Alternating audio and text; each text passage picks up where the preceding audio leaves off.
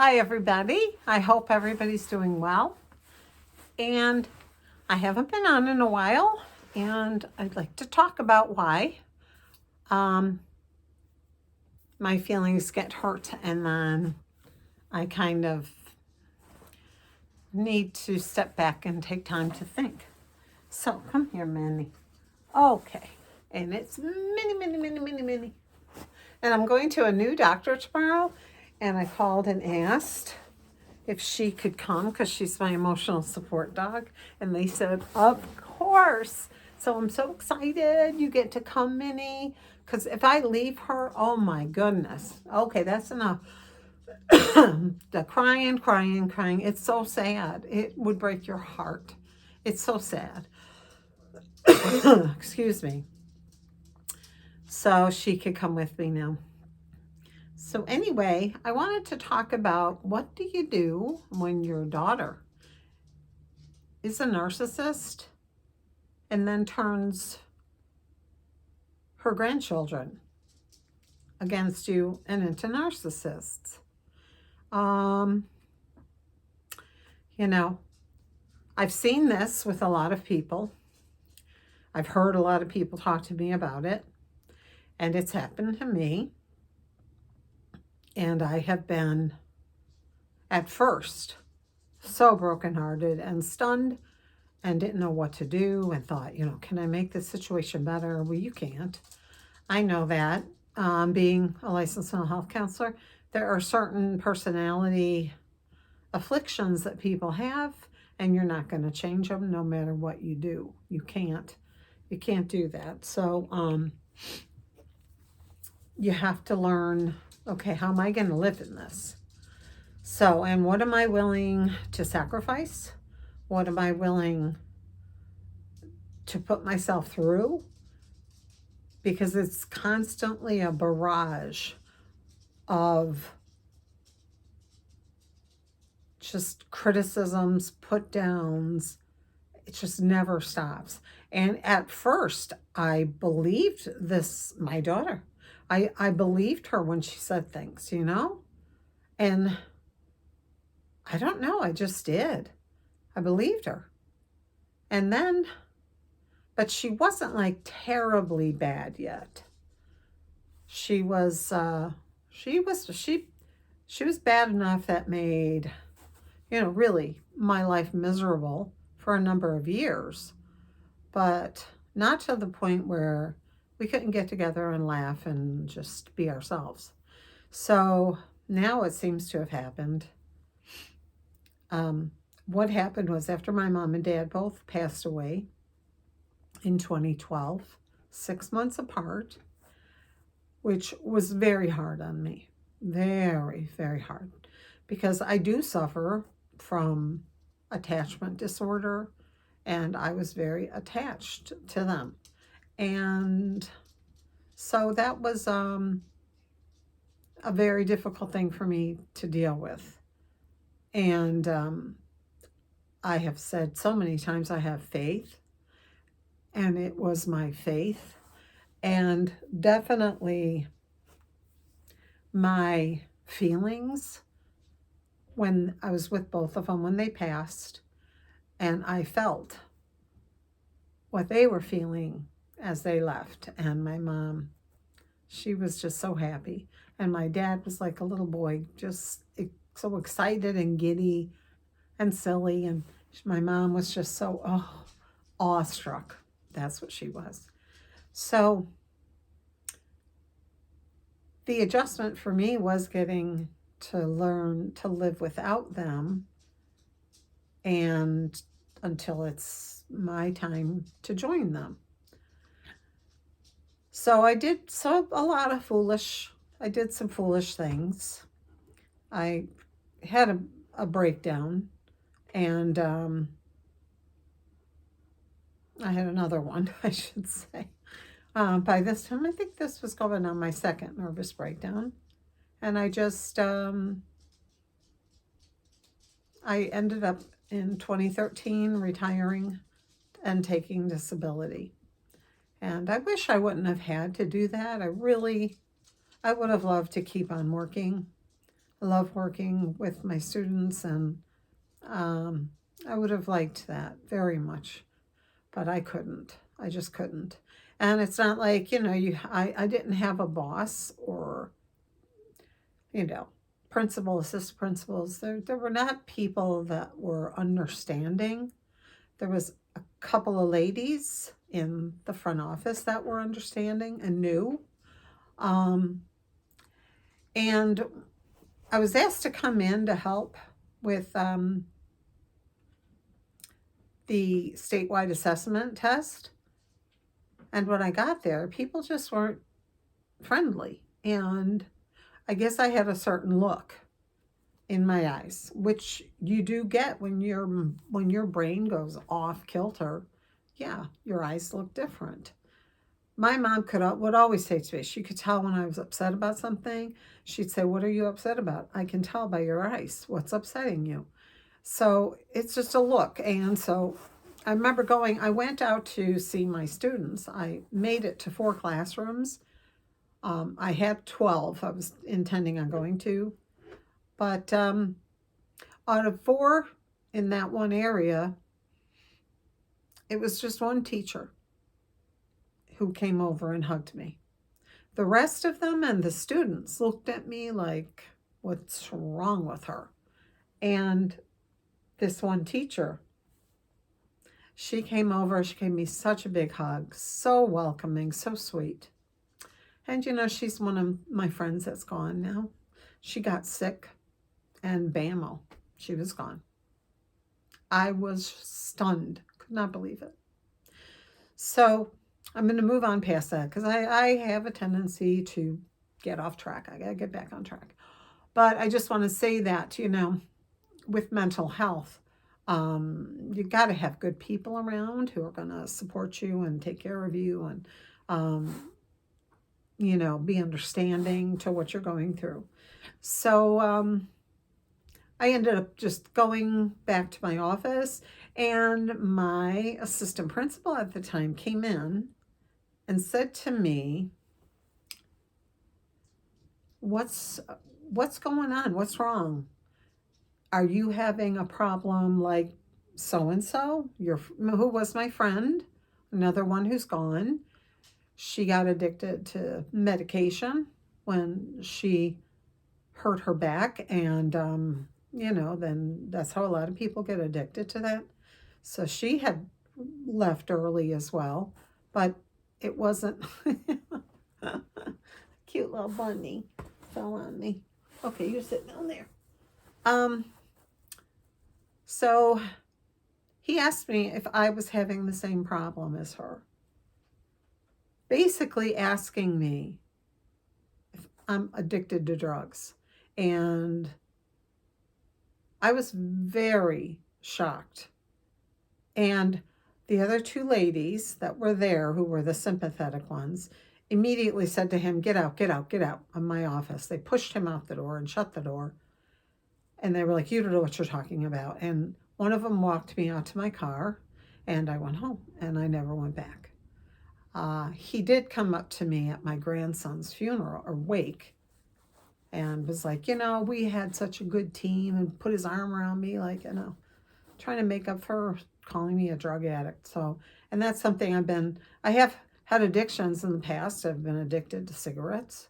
But, so I understand addiction. Believe me, that's the worst one to kick. It was hard, but I did it. And it's just like anything else. You've got to be determined and every day make up your mind. So, people don't understand you. So, and the other part that didn't understand was my daughter. She didn't understand. And I'm very fragile emotionally. So she doesn't, so she uses that against me.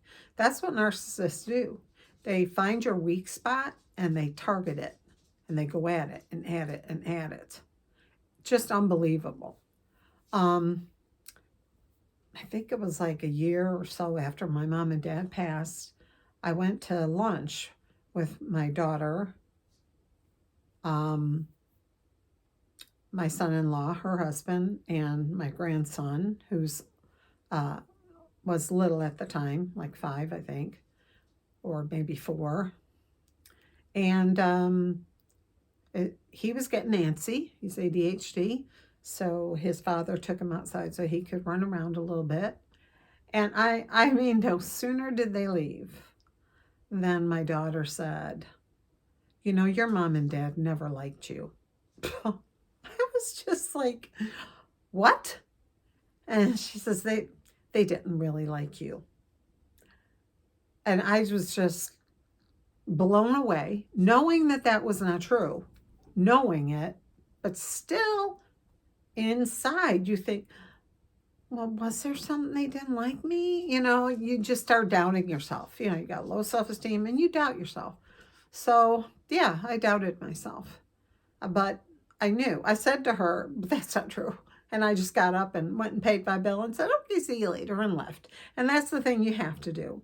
But you can't, you need not to put yourself in situations like that, because it was really hurtful. And I mean, obviously, I'm still remembering it today, and it's been well over 10 years, more. So, and it's still in my mind that she said that to me. And I know that that's not true. I was my mother's rock, and daddy's little girl. So I know that's not true. I think that she wanted me to believe that for some reason. And I have no doubt in some point in the future, she may even say something similar again, trying to get back onto that. But I don't know. I really don't know. But it was my son. I mean, these things with my daughter were going on.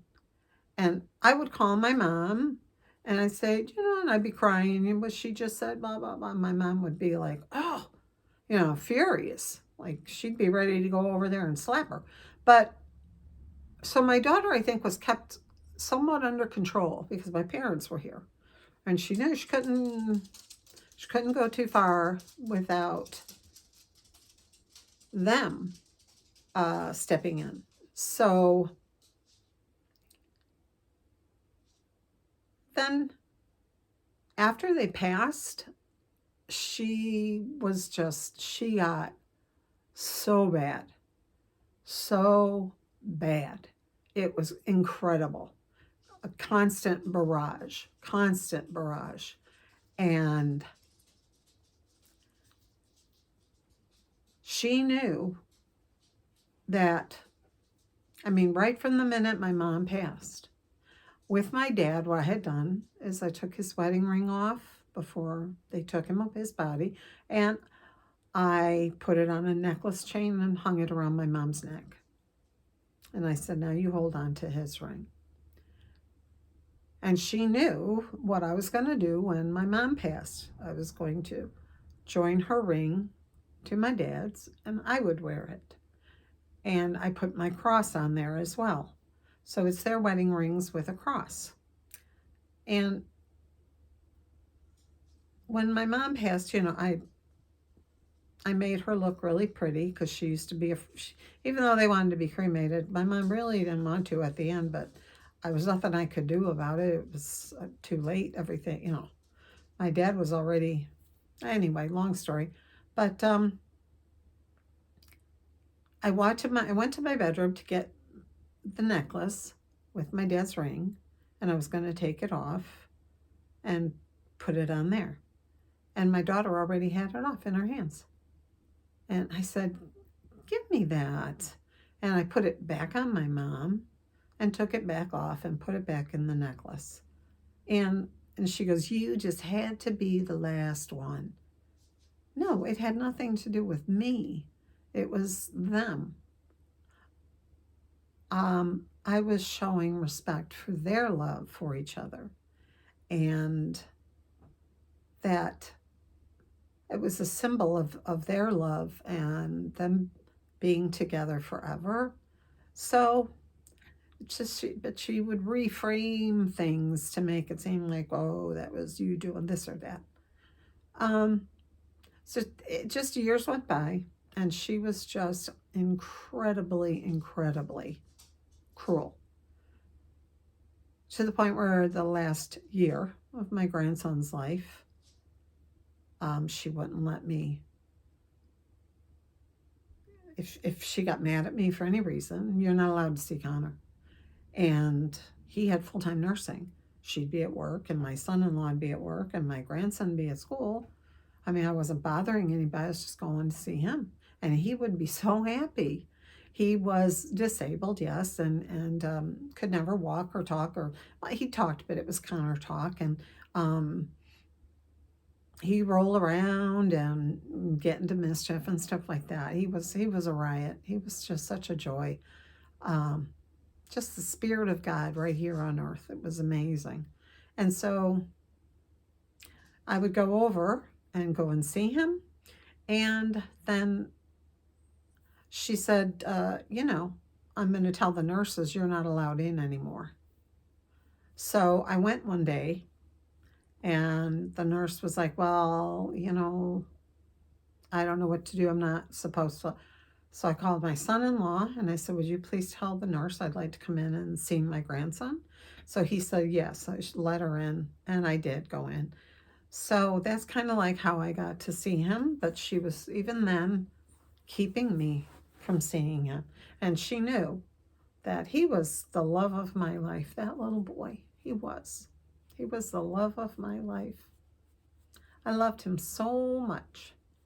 And not a day, not a minute goes by, I don't feel that emptiness for him. And I realize that it's going to be just that much better when I get to heaven. He'll be able to walk and run and jump, and we'll have such a good time. I just know it. I know it. So, but, yeah. And when the last time I was there, before he went in the hospital, he actually said, I love you. He said, I love you, Mary, in his little Connor voice. I was already out the door. I was leaving. I'd been there like an hour and a half or so. And I was going to go get my shoes on. And I used to get in the bed with him. He had like a twin-size crib. And I would get in there. And he and I would talk about things. He used to tell, when he used to get out of the hospital, I'd say, tell me, oh my gosh, all your woes. What happened? What happened? He would go on and on for like an hour. He'd be like, whoa, whoa, whoa, whoa, whoa, whoa, whoa, whoa. And I'd say, no, they didn't. Whoa, whoa, whoa. It was so cute because you knew what he was saying. He was so precious. So I'd lay on the floor and I'd be, oh, my poor baby. This is terrible. So anyway, yeah, the last time I was there, he had not been speaking for a while. He had not been doing his little Connor things. Mary, no, get away from the window, please. Mary. Nobody listens to me. That's why I have a daughter who's a narcissist. Mary, come. Good girl, come on. Are you being a good girl now? Oh, I'm so proud. I'm so proud when you're a good girl. And you listen to mommy. See? Anyhow, so I heard him say, I turned to the nurse. I said, did you just hear that? And she said, yeah. And he said, I love you, Mary. And she goes, yeah. And I went running back in, jumped back into bed with him, and just kiss, kissy whissies all over. So 6 days later, he went in the hospital. Did my daughter call me? No, she did not. My sister-in-law called me from Chicago to let me know. Oh, she said, oh my gosh, why is Connor in the hospital? I said, Connor's in the hospital? And she goes, yeah. And I said, oh my gosh, I didn't know. Let me call. And I call, and I'm like, Samantha, he's in the hospital and you didn't tell me? She goes, yeah. So I was like, well, I'm coming right up. So I did. I drove right up. It was an hour drive. I got there and I walked in, and she's just sitting on the couch. Connor was sleeping in his bed, and there was a nurse there. And I said, Connor, it's your mare.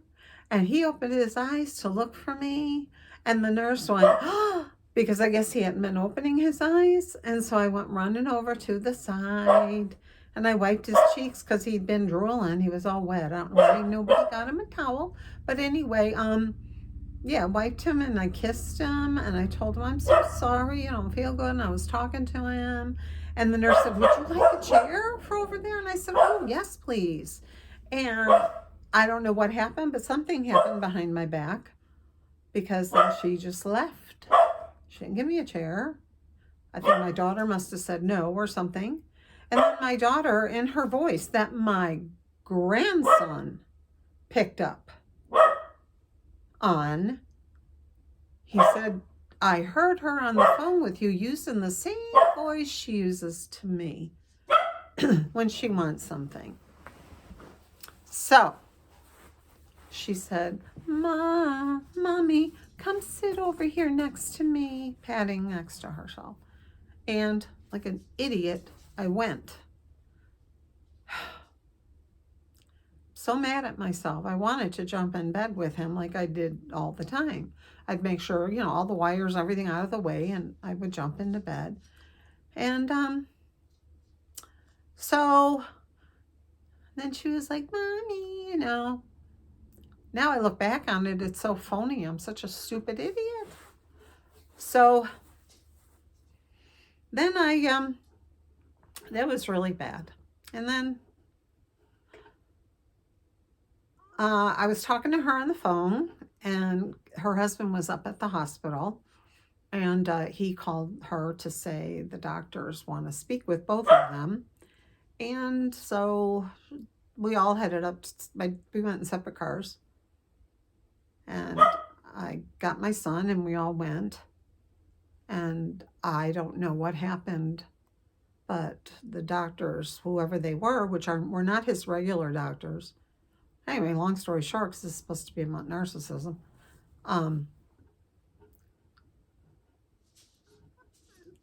had said that it was time to let him go.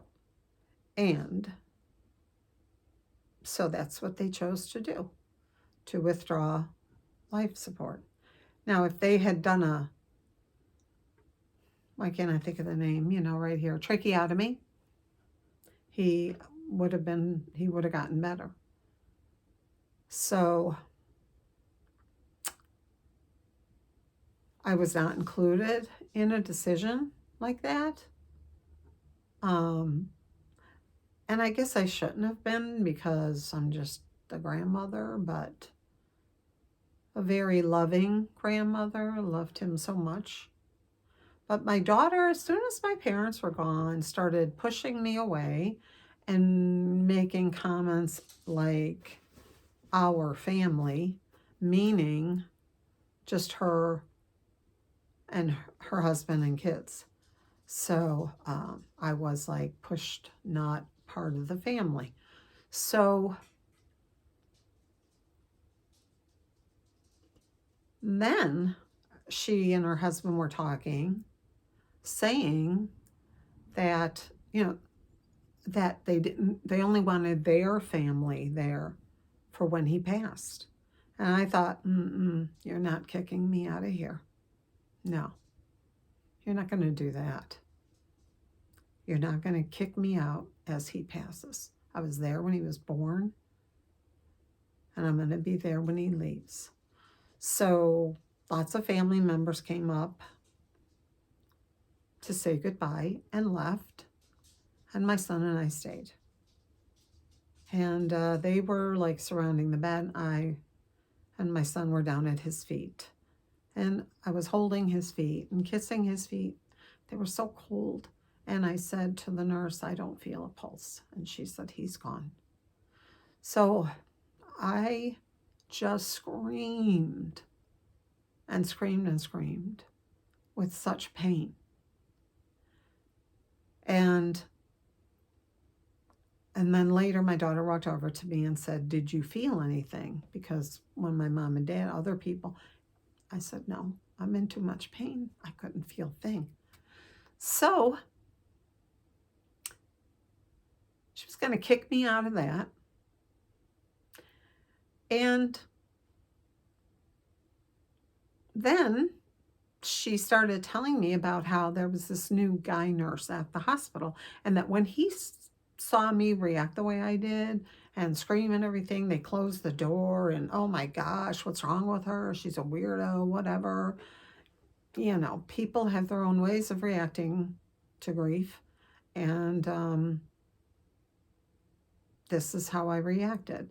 So, and she brought that up, I cannot tell you how many times, to make me feel like dirt.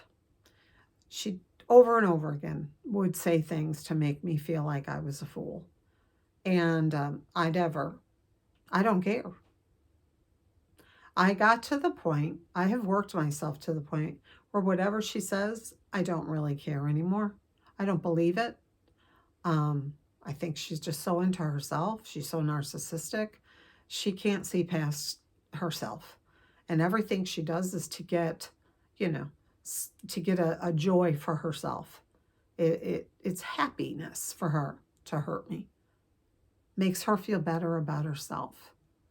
So it's been a long road. And then she tried to keep me from going to the cemetery. They don't go. It's going on 9 years this year, and he still doesn't have a headstone. I've made a makeshift kind of headstone for him because I want people to know, here, beneath this dirt, is the most precious angel that ever came. Nothing but love, and he spread love to everybody, and everybody loved him. He was here, and he made a huge difference. So she can't keep me from going there. My son-in-law did destroy things I had put there one time. He took everything off, left it looking a shambles. It was horrid. And took my Mary statue, put it in the garbage. Anyway, I could have pressed charges, but I didn't know who did it. My son-in-law voluntarily told me about that like a year later. But since there's no cameras and I had no proof of who did it, I wouldn't have pressed charges. And I told him this. I said I wasn't going to have my grandchildren's father arrested. But you could be for doing that. Even though you own that, you bought that, that's desecration of a grave. You cannot do it. Cannot.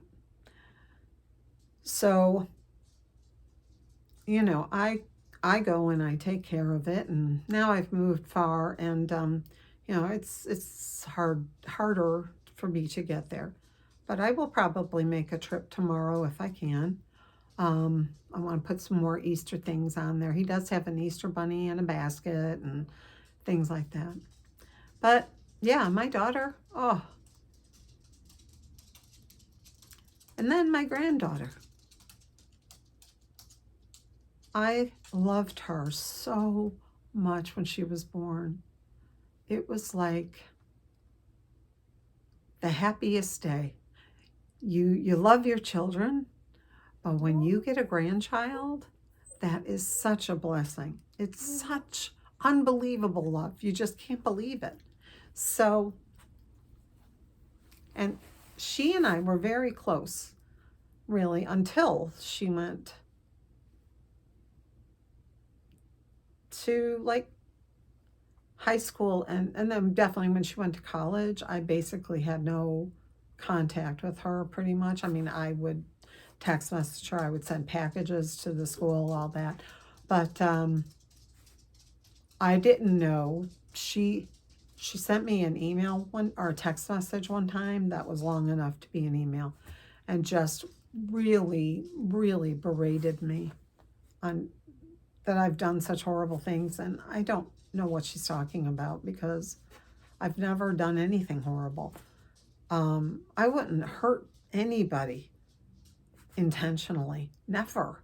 And if I thought I hurt somebody unintentionally, I would be horrified and want to go and tell that person I didn't mean it. I'm so sorry. So I got that from her, and I called my best friend. I'm not going to say her name, but she has another battle with cancer right now. But I got her husband. This was a few years ago. I got her husband, and I couldn't even talk. That's how much my throat was choked up and I was crying. I could not speak. And he said, he was wonderful, calmed me down. They're very calm people. Calmed me down and said, I'll have her call you when she gets back. And she did, and she calmed me down. And I could tell she was really angry and in her voice, but she's such a sweetheart. She'd never say it. Never said a bad word about anybody. Never. So she really helped me and helped me to get through it and walk me through it. And then I went for her graduation, and then I found out that I'll have to do a whole other video on this, that, my daughter's father, who walked out on me when I was pregnant at 19, he's been going to my granddaughter's college and spending time with her. And let me just say something. He lives in California, and my granddaughter went to Pensacola for college. So that was quite a drive for him, or quite a fly. He's a dentist now. He's in California, makes a ton of money. But I was never invited. And when I was there for her graduation, his sister and him and the two brothers, all talking about how, I remember when she was in this play, like it'd be up on the wall, a big picture of it. I was like, gosh, nobody ever told me. Nobody invited me. Nobody ever told me. And I would have come. So I was left out the whole time. Yes, Ben. Oh, you're such a good girl. Yeah. Mommy loves you. I didn't know. If I had known, I would have been there. But anyway, after she graduated and everything, and do you want to get down, baby? What do you want? Okay. Then she came home, and she spent a year working here and saving all her money so she could, because she wants to be a Broadway star. So she moved to New York, but she was working here for a year, and I had stopped at the house for something, and we were all outside, my daughter, son-in-law, and my grandson, who was about 13 maybe. He's very tall, big guy. Football player. And my son and I, and she came home, and she was in a really bad mood. She had a bad day at work or whatever. And I said, hey there, stranger. I haven't seen you since Christmas. And it was like 2-3 months, I think. And she said flat out, the F word, F you. And everybody was taken aback. And I said, I looked at her parents. I said, what? And I'm like, you're not going to say anything about that? And they said, no, she's grown up now. Oh, she's grown up. She's a whole 21 or 22 now. And does that give her the right to talk to her grandmother that way? No. No, it doesn't. No, it doesn't. No. I can't even fathom. I didn't have a close relationship with my grandmother until like 5 months before she died. She was in the hospital, and I used to go with my dad every day to see her. And she and I built a very close relationship, and I'm so thankful to God for that. So, but I just don't get that. Then she said, F off. Leave me alone. I mean, oh.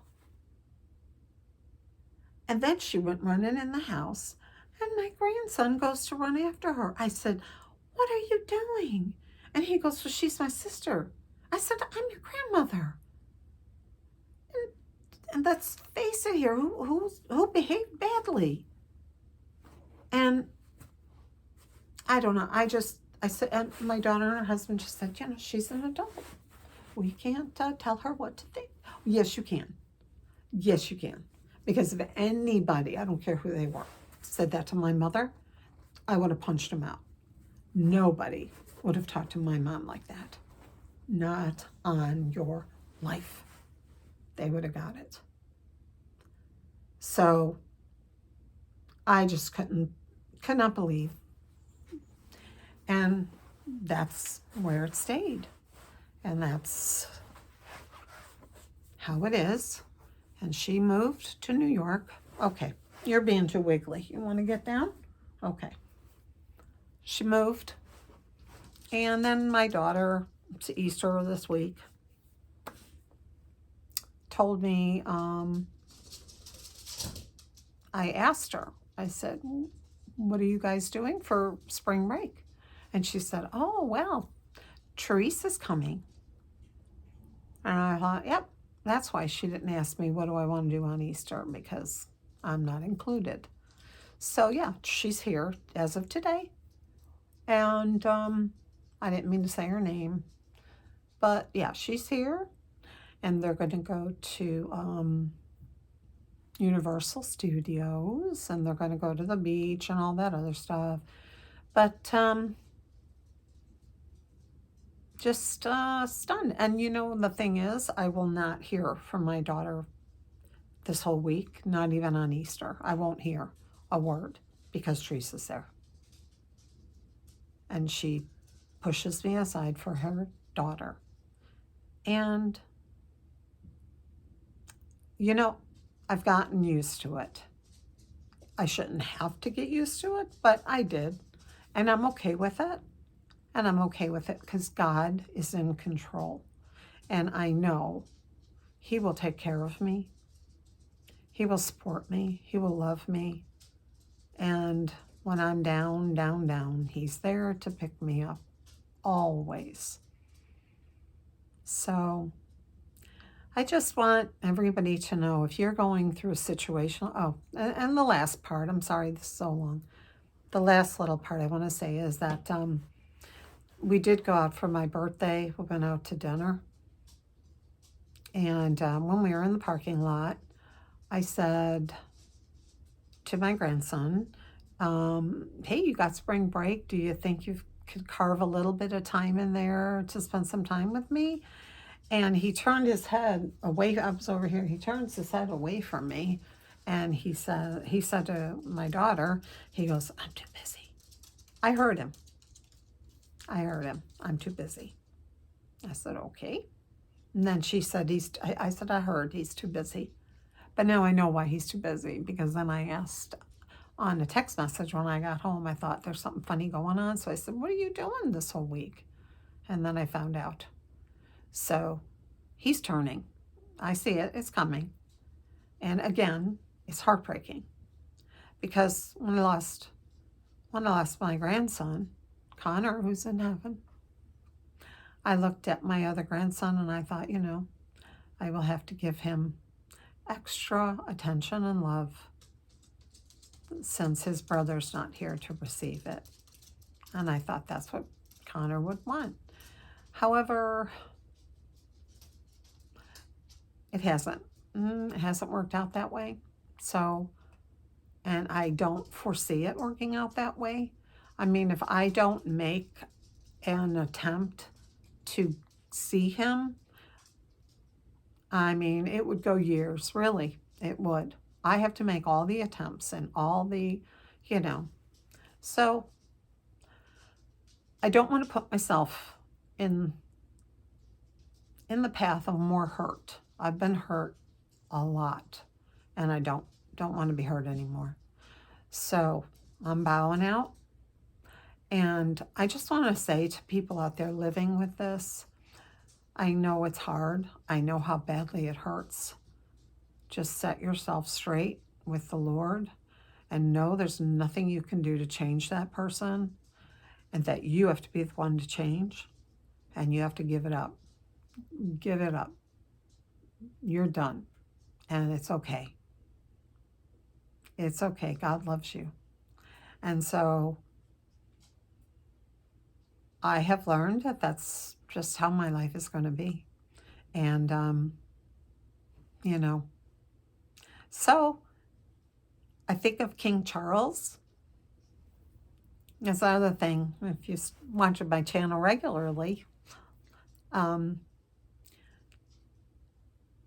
definitely a royalist. I love the royal family. My mother was from England. I'm English. I'm 88% British. So I love the royal family. I loved Princess Diana so much. It took me years to get over her passing. I mean, I just couldn't understand that. Just, gosh, what a waste. What a terrible waste. And I feel so bad. But I think of Charles and William and how Harry has treated them. And, you know, I think Charles might be more inclined to give in. And he's just going to get hit again. You're not, the person won't change. They're going to keep coming back at you. So if King Charles ever listens to this podcast, I'm telling you, King Charles won't change. You're not going to change him. Enjoy William and Catherine and their children, which they are just beautiful children. And I'm sorry the other grandchildren aren't in your life. And that's just, you know, that's what you got to deal with. I have to deal with that. My son's 34, not married. Nobody, I don't know, I may never have grandchildren. But I know I've got one in heaven for sure. And I will spend eternity with him. And I always knew when Connor was here, I used to say, you know what? Connor is probably the only person in this world that will never hurt me. And I was right. He never did. He was nothing but love. So on that note, I'm sorry, friends, that this took so long. I hope you got something out of it. Be strong if you're dealing with this. Rely on God. Rely on the scriptures. He'll lead you to things that will give you strength. And just know that, you know, all things happen for a reason. And years later, you look at your life and you say, well, I wonder why that, I see now why that happened. And it makes sense to you. So God bless you. My prayers and my thoughts are with you if you're going through this. And if you're going through just any hard time, just know my heart is with you and I love you, and may the peace of God and the love of God be with you also. Okay, I'll see you on the next one. Thank you. Bye.